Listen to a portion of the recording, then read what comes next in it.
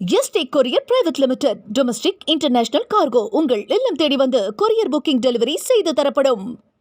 Doctor Sreevarma ஆயுள் தரும் ஆயுர்வேதா அறுவை சிகிச்சை இல்லா குணம் ஆயுள் கால நிவாரணம்.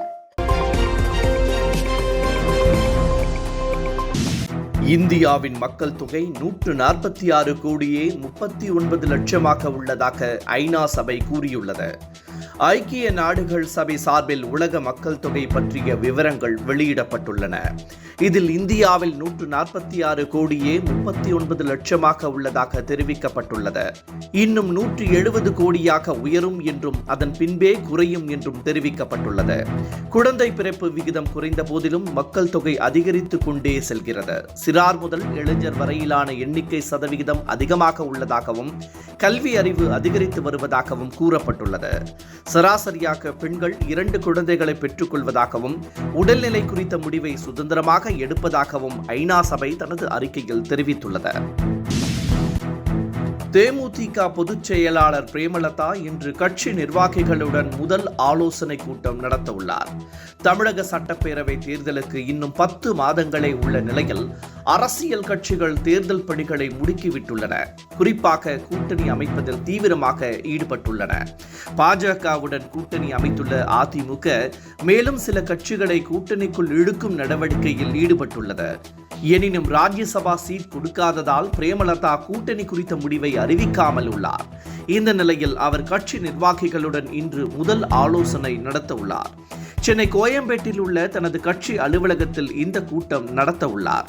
இதில் மாவட்ட செயலாளர்கள், தேர்தல் பொறுப்பாளர்கள் உள்ளிட்டோர் பங்கேற்க உள்ளனர்.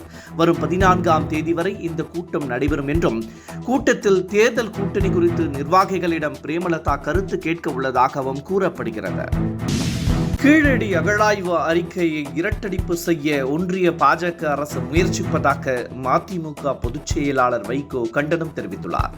இது தொடர்பாக அவர் வெளியிட்டுள்ள அறிக்கையில், கீழடியில் நடந்த முதல் மற்றும் 2ஆம் கட்ட அகழாய்வு அறிக்கையை வெளியிடுவதில் ஏன் தாமதம் என்று மக்களவையில் கடந்த 2024 டிசம்பர் மாதம் கேள்வி எழுப்பிய போது அதற்கு பதிலளித்து பேசிய ஒன்றிய கலாச்சாரத்துறை அமைச்சர் கஜேந்திர சிங் ஷெகாவத், முழுமையான ஆய்வுக்கு பிறகே அரசு விதிகளின்படி அகழாய்வு அறிக்கையை வெளியிட முடியும் என தெரிவித்திருந்ததாக குறிப்பிட்டுள்ளார். அகழாய்வு தொடர்பான வரைபடங்கள், படங்கள் உள்ளிட்ட அனைத்தையும் உயர் தெளிவுத்திறனுடன் வழங்கப்பட்டுள்ளன. ஆனால் கீழடி தமிழ் நாகரிகத்தை இரட்டடிப்பு செய்ய முயற்சிக்கும் ஒன்றிய அரசு இல்லாத சமஸ்கிருத நாகரிகத்தை தேடிக்கொண்டிருப்பதாக வைகோ குற்றம் சாட்டியுள்ளார். தமிழரின் தொன்மையும் வரலாற்றையும் இரட்டடிப்பு செய்ய முயலும் பாசிச சக்திகளை முறியடிக்க வேண்டியது தமிழக மக்களின் தலையாய கடமை என்றும் வைகோ தெரிவித்துள்ளார். கள்ளின் ஆபத்து தன்மையை உணராதவர்கள் அரசியல் ரீதியாக தவறான பிரச்சாரத்தை மேற்கொள்வதாக புதிய தமிழகம் கட்சி தலைவர் கிருஷ்ணசாமி தெரிவித்துள்ளார்.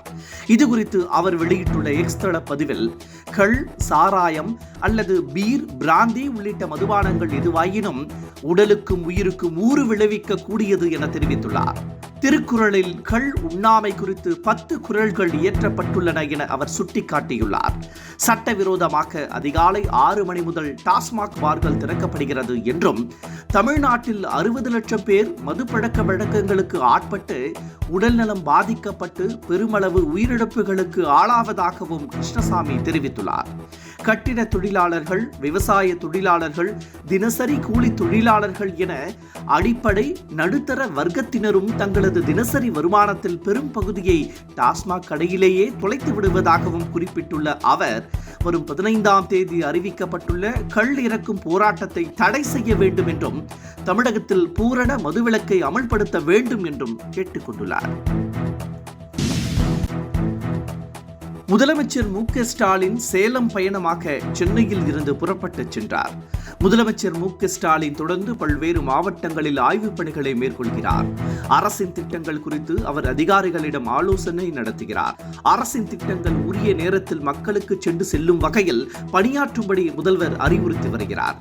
இந்த நிலையில் அவர் சேலத்திற்கு பயணம் மேற்கொண்டுள்ளார். இதற்காக அவர் சென்னையில் இருந்து புறப்பட்டு சென்றார். விமானம் மூலம் கோவை செல்லும் முதலமைச்சர் மு.க. ஸ்டாலின் அங்கிருந்து சாலை வழியாக ஈரோடு பெருந்துறை செல்கிறார். அங்கு வேளாண் கண்காட்சி மற்றும் கருத்தரங்கில் அவர் பங்கேற்கிறார். இதனைத் தொடர்ந்து சேலம் செல்லும் முதலமைச்சர் மு.க. ஸ்டாலின் அங்கு திமுக நிர்வாகிகளுடன் ஆலோசனை நடத்துகிறார்.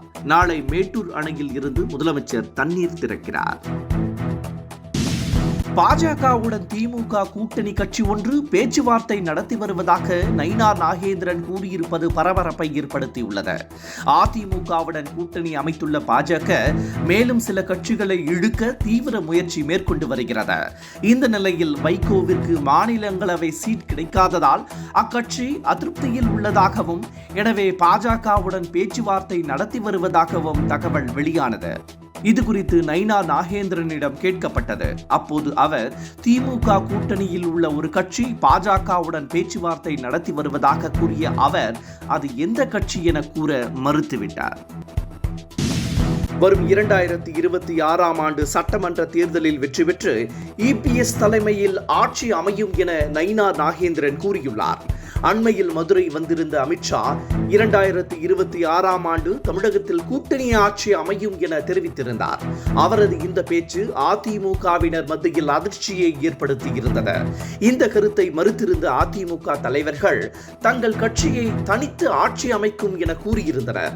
இந்த நிலையில் செய்தியாளர்களிடம் பேசிய பாஜக மாநில தலைவர் நயினார் நாகேந்திரன் 2026ஆம் ஆண்டு தேர்தலில் வெற்றி பெற்று இபிஎஸ் தலைமையில் ஆட்சி அமையும் என தெரிவித்தார். திமுக கூட்டணியில் இம்முறை கூடுதல் இடங்களை கேட்டு பெறுவோம் என மார்க்சிஸ்ட் கம்யூனிஸ்ட் கட்சி தெரிவித்துள்ளது. கடந்த சட்டமன்ற தேர்தலில் திமுக வெற்றி பெற்று ஆட்சி அமைக்க கூட்டணி மிகப்பெரிய பலமாக இருந்தது. ஆட்சி மாற்றம் ஏற்பட வேண்டும் என்ற காரணத்தால் கூட்டணி கட்சிகள் பெரிய அளவில் தொகுதி பேரம் பேசவில்லை என செய்திகள் வெளியாகியிருந்தன. ஆனால் இம்முறை தொகுதி பேரத்தை கூட்டணி கட்சிகள் தொடங்கியுள்ள நிலையில் கூடுதல் இடங்களை பெற வேண்டும் என்பதில் உறுதியாக உள்ளன. இது குறித்து கருத்து தெரிவித்துள்ள மார்க்சிஸ்ட் கம்யூனிஸ்ட் கட்சியின் மாநில செயலாளர் சண்முகம், கடந்த முறை திமுக வெற்றி பெற்றதற்கு கூட்டணி பலமே காரணம் என்றும், ஆட்சி மாற்றத்திற்காகவே தொகுதி பகிர்வில் சமரசம் செய்து கொண்டதாகவும் தெரிவித்துள்ளார். ஆனால் இம்முறை கூடுதல் தொகுதிகளை பெறுவோம் என்று அவர் திட்டவட்டமாக தெரிவித்துள்ளார். தட்கல் டிக்கெட் முன்பதிவு முறையில் ஜூலை மாதத்தில் இருந்து மாற்றம் வருகிறது. ஐஆர்டிசி இணையதளம், மொபைல் ஆப்பில் ஆதார் எண்ணை பதிவு செய்த பயனாளிகள் மட்டுமே இனி தட்கல் டிக்கெட்டை முன்பதிவு செய்ய முடியும் என அறிவிக்கப்பட்டுள்ளது. மேலும் தட்கல் டிக்கெட் திறக்கப்பட்ட 30 நிமிடங்களுக்கு பிறகு அங்கீகாரம் பெற்ற முகவர்கள் இனி புக்கிங் செய்ய அனுமதிக்கப்படும். தனியார் ஏஜென்சிகள், முகவர்கள் உள்ளிட்டோர் பல்காக டிக்கெட்டுகளை முன்பதிவு செய்வதால் பொதுமக்களுக்கு வாய்ப்பு கிடைப்பதில்லை. இதனை கருத்தில் கொண்டு தட்கல் முறையில் மாற்றம் கொண்டு வரப்படுகிறது.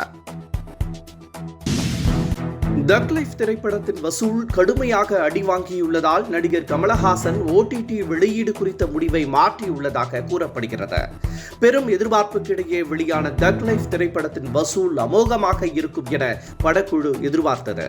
எனவே 8 வாரங்களுக்கு பிறகு வெளியாகும் என தயாரிப்பாளரும் நடிகருமான கமலஹாசன் அறிவித்திருந்தார். இந்த நிலையில் படத்தின் மீது கடுமையான விமர்சனங்கள் எழுந்துள்ளதாலும், வசூல் எதிர்பார்த்த அளவு இல்லாததாலும் முன்கூட்டியே ஓடிடியில் வெளியிட முடிவு செய்துள்ளதாக தகவல் வெளியாகியுள்ளது. என்றும் உங்களுடன் மை இந்தியா. முக்கிய செய்திகளை உடனுக்குடன் தெரிந்து கொள்ள சப்ஸ்கிரைப் பண்ணுங்க, பெல் பட்டனை பிரஸ் பண்ணுங்க.